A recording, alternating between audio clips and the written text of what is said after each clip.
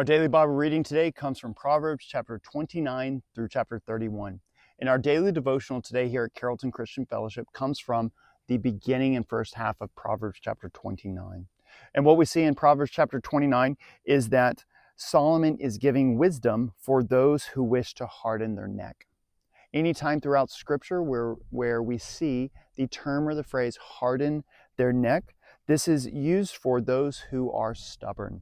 Those individuals who are stubborn and stiff-necked, those individuals who resist and disobey the Lord. So those individuals who resist whatever the Lord is telling them, whatever the Lord is prompting them, and they disobey and they desire not to do and not to walk out and not to go in directions that the Lord desires for them, whether it be to go down roads and steps of righteousness instead of unrighteousness, down steps of going away from sin instead going towards sin. Whatever this may be, they're stiff-necked. They desire not to turn their heads and to listen to the Lord, but they desire to set their face like a flint, not towards sacrificing their wants, needs, and desires, but to set their face like a flint towards their flesh.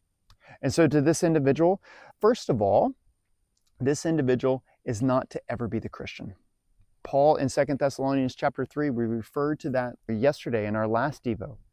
Paul there says that this individual, a stiff-necked, a lazy, a disobedient, a disorderly Christian, is never supposed to be. And also we see that throughout other writings and throughout different texts. Also Jesus in Matthew chapter 18 encourages us not to be someone who is stiff-necked, and also how to handle and deal with those individuals in different circumstances and situations. We also see in Proverbs 29 that Solomon gives wisdom about governments. He also gives wisdom on how to have proper respect and proper understanding of others. What it is that people do, why they do it, how it is that you can encourage, how it is that you can strengthen them, how it is that you can come alongside them. And so a good one in the very end, we see Proverbs chapter 29, verse 15. This reminds me a lot of Proverbs 13:24. Also our Devo from a few days ago, and how we address and how we allow the Lord to be the chief wisdom in our life. That we respect.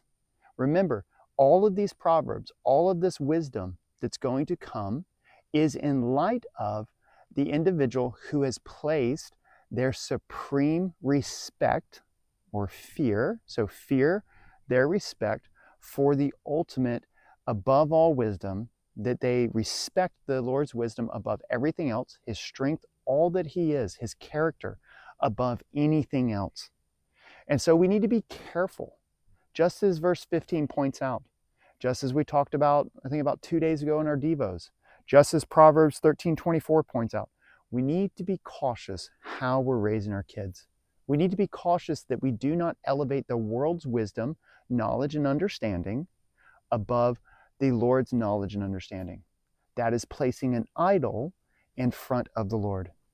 The world's raising of children now has become an idol instead of focusing on and acknowledging and respecting the Lord's knowledge for raising children.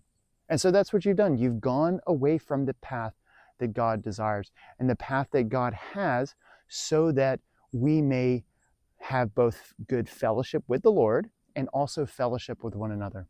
We need to be cautious and careful with how modern worldly things tell us to encourage and strengthen our families. We need to be careful of that. We need to not go to secular schoolings and secular understanding on how to raise our kids, but we go to the Lord. Because look at what's been happening over the past few years.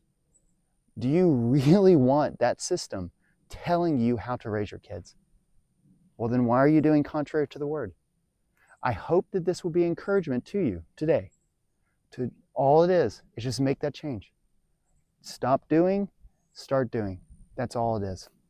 So I hope this will be encouragement to you today, whether or not you have kids or do not have kids yet, to make that change and to make a desire to place God's wisdom, his knowledge, his understanding, his strength as the chief of everything in your life, to respect his knowledge and understanding above the world's knowledge and understanding. so that when wisdom cries out, when wisdom gives discernment, then you will know what to do. So again, I hope this will be an encouragement to you, and we look forward to seeing you tomorrow. So take care. Have a blessed one.